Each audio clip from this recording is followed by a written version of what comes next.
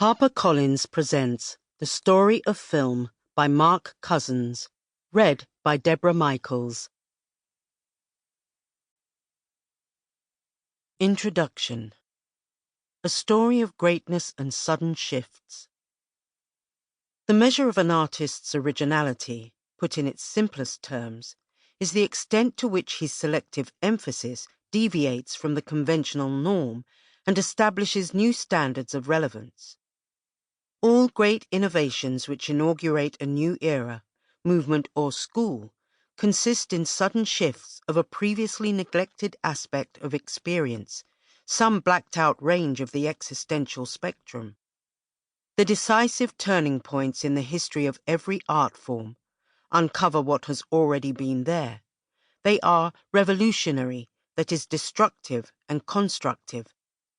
They compel us to revalue our values and impose new sets of rules on the eternal game. Arthur Koestler.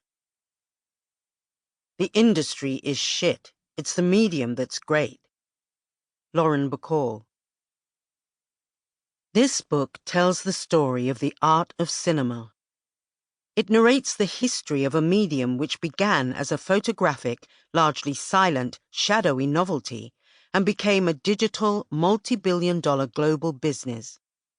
Although the business elements of film are important, you will find few details in what follows of what films cost and how the industry organizes itself and markets its wares. I wanted to write a purer book than that, one more focused on the medium than the industry. As you read, therefore, you will come across works that you may not have seen and may never see. I make no apology for this, because I do not want to tell a history of cinema that is distorted by the vagaries of the marketplace. There are mainstream films described in what follows, but mostly I have focused on what I consider to be the most innovative films from any country at any period. This could be seen as elitist or self-indulgent, but it isn't.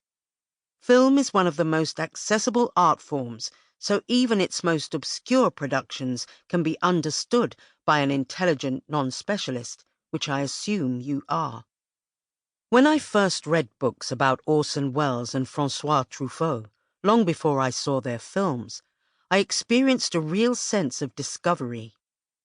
I do not go into great detail about individual movies in The Story of Film, but I hope that what follows conjures similar pictures in your head and creates a desire to see some of what is discussed. In the era of streaming, of online cinematheques, and of Blu-ray and DVD, such desire is more satisfiable than ever. You will almost certainly find that some of your favorite films are not featured in my story. Many of mine aren't. I have probably watched Billy Wilder's The Apartment more than any other film. The scene where Shirley MacLaine runs down the street at the end is one of the most beautiful things I have ever seen, but have not included it in this book. This is because, despite its exquisite tonality, it was less innovative than other films made in America at that time. Its adroit blend of irony and sexual comedy derives from Wilder's hero. The great director, Ernst Lubitsch, for example. The movie's depiction of office life uses visual ideas from King Vidor's The Crowd, and Wilder's admiration for the way Charlie Chaplin's films flicker between fast and rapture filters into his depiction of the characters. By focusing on the innovative rather than the merely beautiful, popular or commercially successful, I am trying to strip the world of movies down to its engine. Innovation drives art, and I have tried in the chapters that follow to reveal key innovative moments in the history of world cinema. Without the mold breakers, the fresh thinkers, the radicals and mavericks in cinema, without Lubitsch, Vidor and Chaplin, there would be no Billy Wilder directing Shirley MacLaine running down that street.